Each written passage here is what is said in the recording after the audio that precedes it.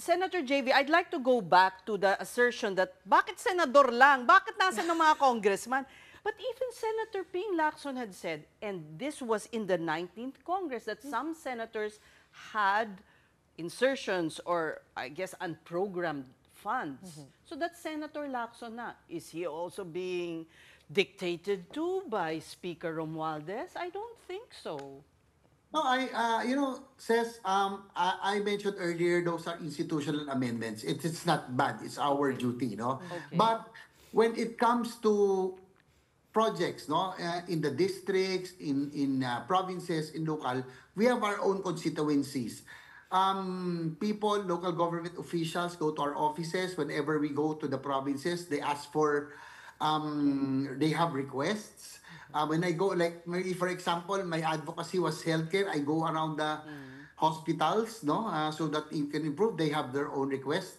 What I do is that whenever they request for projects, programs, we endorse it to the proper departments or agencies. Like for example, there's a request for a multi-purpose building, an improvement, any vertical. We forward or roads, we forward it to the DPWH. In case there's a request for farm to market, we forward it to the Department of Agriculture. When there's a request for health related things, we forward to DOH. So we whatever is it's the agencies like DPWH and others that conduct the bidding or do the assessment whether these projects are feasible or not. So each insertion or amendment is not bad at all as long as there is no post-enactment intervention. Hindi kami dapat nakikialam kung sino ang dapat na contractor sa bidding and everything. So that has to be clear. So this sentiment of Senator Cheese that was expressed yesterday is shared by most of the Senate. You feel beleaguered. You feel that the onus is more on you than the House. The House Yes, of Representatives. we feel that way because we were already, I think the whole institution is already being on the spotlight. But when they're in not fact, all, scot-free yet. I mean, the investigation is still ongoing. Hindi lang sila napangalanan pa, pero hindi naman sila naa-absuelto, Senator. well, I'm hoping that there will be, well, I'm hoping says that bumalik yung focus no, sa where it started, where the scheme started, because we might be losing our focus. Again, balikan natin kung paano nagsimula yung modus, no, on how from the budget preparation, how they were able to insert the budget, going through the National Expenditure Program, going to the HGAB, and to the GAA, and to the BICAM. So, doon natin dapat alamin kung paano ginawa itong scheme na to so that we can prevent occurrence of such again. So wag ho yung we're waiting for personalities to be named, mawawala tayo sa focus because para matigilan natin na hindi na ito maulit, kailangan na natin malaman paano nangyari simulan. The public wants, sorry to put it in these terms, blood. That is correct. That is So why kung I'm hoping. Sorry, hindi yan. Hindi that is yan correct. papasa. I mean, the people want people in Hindi pa jail. palagpasin. People Yes.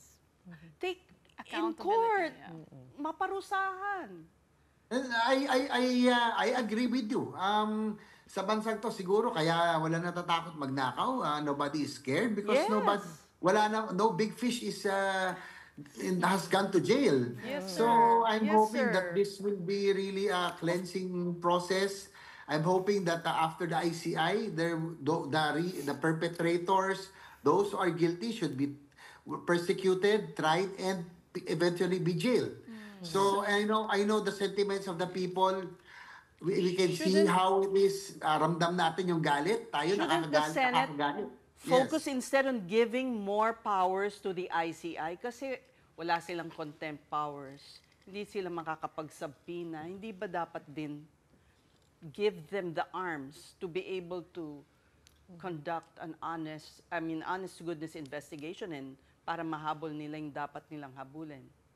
I think that they are able to call naman and invite the all personalities, most of the personalities that are suspected to be part of this scheme already. No, a number of legislators, the DPWH officials who devised all of this scheme have been interviewed, have been brought to the ICI. So we're hoping that they can really come up with an honest to goodness um, um, answers, no, to all of these things, so that sabi ko nga, those who are involved should really be brought to justice para naman and people are clamoring. We hear that people. We know that we have to move fast.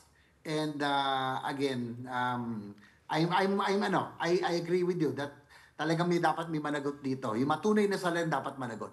Pero when the Senate says, ba't kami lang, it doesn't give a good sign to the people. Parang, bakit? Siya rin, Yung, di ba, it's like... Kadamayan, naghahanap ng kadamay. Naghahanap ng kasama. Hindi naman gano'n. That is the reason why I said that, it's better that we turn it to the third party already.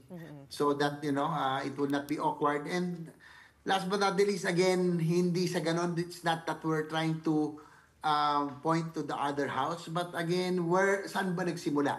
No? Again, wala namang contractor sa Senado. Wala namang naglalako ng proyekto sa Senado.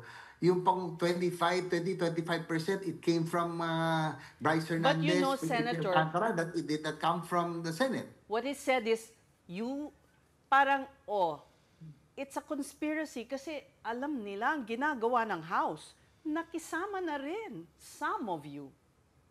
Isn't that what happened? You scratch your back, I mean, what is the term? I scratch your back, you scratch mine. I don't think that. I don't agree for that. No, I can only speak for myself because again, we're very careful in that. Whatever projects or that is asked of us or requested for us, we made sure we forward it to the concerned agencies, and we make sure that we don't have any participation in the post enactment. No, it's really the agencies who conduct the biddings and the awarding. Wala ho kaming kinalaman po dyan. Pero meron talagang tumatawag, yung parang nagyari daw po kay Senate President Tito Soto, yung may papasama po ba kayo sa NEP, ganon. Meron, does that normally happen? If it happened to one, syempre we're imagining na baka others also got that call. Kahit hindi... I don't know. Sa allocable funds. Yes. Allocable funds set aside by the DPWH even before they bring the NEP to Unfortunately, Congress. Dagdag ko lang din, Senator. They said it in your hearing, sir. Dagdag ko lang din, Senator. Unfortunately- Because you did mention insertions are not bad only when there is post-enactment. But if there's anything we learned from all these hearings, the intervention happens pre-implementation, di ba, Senator? Yun nga, in the NEP level. So, anong kailangan gawin po doon? Unfortunately, I did not receive any call like that. No? But that is why... Mabuti na lang, sir. Kaya nga po sinasabi ko sa inyo, hindi sa tinuturo kay kami ng House, but the insertions as mentioned really started sa NEP pala according to Congressman Tiangco. And then in the HGAB, in the BICAM. So this is the things that we really would want to find out on how these things really happened. Kaya nga para hindi na maulit. So, yun po yung inaano ko natin, no? Para hindi na po maulit. We are trying to go back. It's not that we are blaming the other house, but I think all of these things started To the from there, original no? sin. Parang ganon. Opo. To the original sin. That's why in the conduct of the Blue Ribbon hearings, if you notice, I was really more interested on the modus, on how they did things, no? I was questioning the DPWH officials, and then all of them, from Bryce to JP Mendoza to Henry Alcantara, no? And I think what Congressman Toby Tiangco, his testimony was very helpful, and he came with evidence, no? So bumalik lang ho tayo doon. Hindi sa nagtuturo tayo or naglilinis, but I think we really have to put things in perspective and go back to how it all started so that we will find out and we will know how to prevent the occurrence of such. Well,